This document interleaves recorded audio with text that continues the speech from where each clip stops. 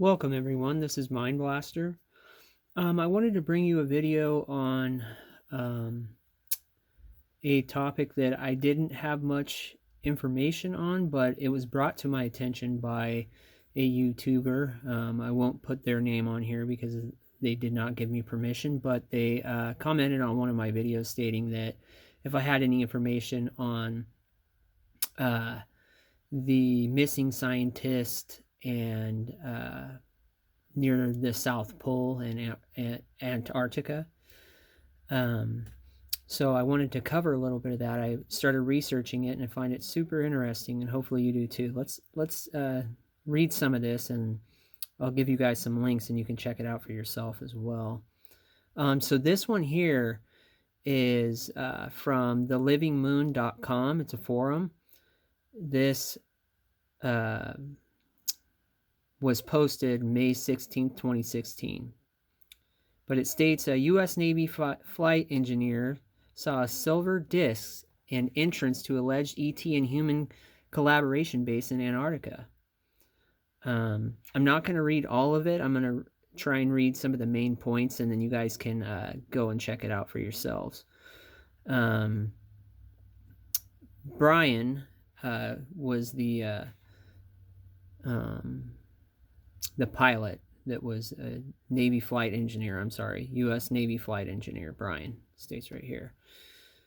It says Brian and his flight crew received several orders at different times to not talk and were sternly told that they didn't see what they saw. But he was never asked to sign an official non-disclosure statement. So now that he's retired, he has decided to share what he has seen and experienced because he knows non-humans are working on this planet. And this is kind of the start of it here. Here's a quote from Brian. It says, "Talk among the flight crews was there is a UFO base at South Pole, and some of the crew heard talk from some of the scientists working at the pole of ETs working with and interacted with the scientists at that air sampling camp / large ice hole." Some information here. May 5th, 2016. Original, January 30th, 2015. Albuquerque, New Mexico. On January 2nd, 2015, I received the email below from a retired U.S. Navy petty officer, first class flight engineer, who asked me to only call him Brian. His high strangeness experiences flying cargo and rescue in Antarctica were in the 1983 to 1997 time period, and included several operations of aerial silver disc darting around over the trans-Antarctic mountains. He and his crew also saw a big hole in the ice only about 5 to 10 miles from the geographic South Pole. That was supposed to be a no-fly zone, but during an emergency medevac situation, they entered the no-fly zone and saw what they were not supposed to see: an alleged entrance to a human and ET science research base created under the ice. Then at the camp near Mary Bird Land, some dozen scientists disappeared for 2 weeks, and when they reappeared, Brian's flight crew got the assignment to pick them up. Brian said they would not talk and their faces looked scared. I'm going to read some of this email from Brian. Hi, Linda. I am a retired United States LC-130 flight engineer that retired after 20 years of service in 1997. I have been wanting to write you for a long time about my experience on the Antarctic continent with flying vehicles that I was told not to talk about. I served part of my 20 years in the Navy with a squadron called Antarctic Development Squadron 6, or VXE-6, as it was also known. I served with the squadron from around 1983 till I retired in March of 1997. That most people, being a flight engineer and flying more than 4,000 hours in that capacity, I have seen things that most people have not even imagined on the continent of Antarctica. The land there seems more alien than earthly. Our deployments to this land started in late September and ended the end of February, every year until the squadron was decommissioned in 1999. This time of year was the summer season when most of the science was done to do warmer temps and 24 hours of daylight. Let's see how long this thing is. Yeah, so I'm not going to read all of that here, but I do have some other forums here. You guys can read this. Let's see. So this one's pretty interesting. This is from Fanwave. Antarctica hides an alien base. Have you ever wondered why nations have had never scrupulous about destroying the environment to exploit its mineral or energy resources subscribed without any problem in the 1959 the Antarctic Treaty?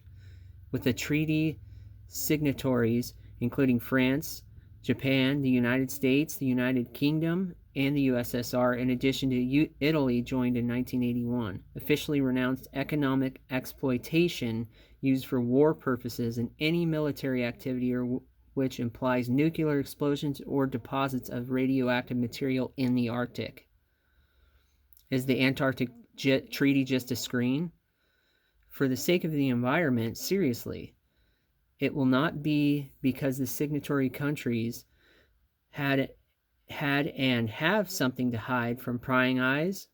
It will be a coincidence, but sometimes stories emerge, obviously hardly or impossible to verify punctually, about installations that in the Arctic simply should not exist.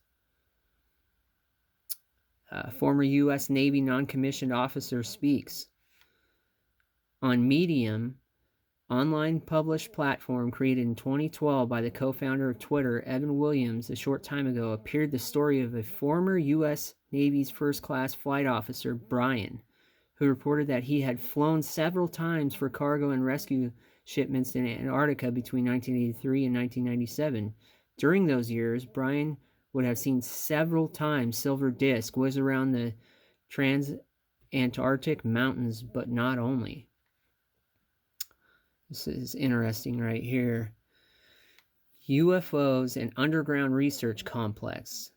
In addition to the UFOs Brian reported seeing during an emergency flight over a no-fly zone, the entry of what he considered to be an underground research complex run by humans and aliens, that therefore they would have started some form of collaboration some time ago, kept secret to the world public opinion. The scientist disappeared. And again, once he and his crew picked up a dozen scientists who had been missing for 2 weeks from a camp near Marybird Land.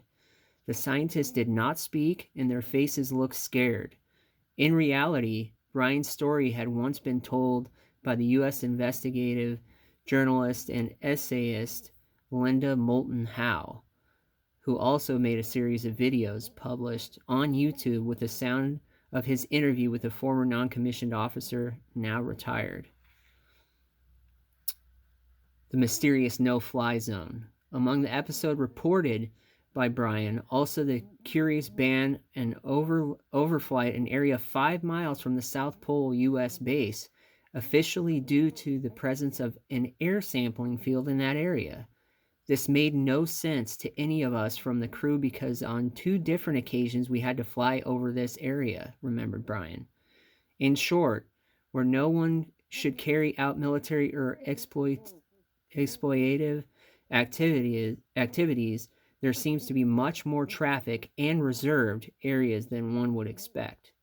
Only coincidences in fictional stories, or is there something true? For now, the question remains without an official answer, despite everything. Now, this correlates with, in my opinion, with all of the governments going to Antarctica for whatever reasons they're stating. I think that there's more to it over there, and it is highly likely that there is an ET base there that is working with the U.S. government and or other governments for technologies and other things. But I just think that it's super interesting, great story, and I want to thank my, I don't know if this person is a subscriber, but thank you for the information, and I hope you guys enjoy it. Thank you.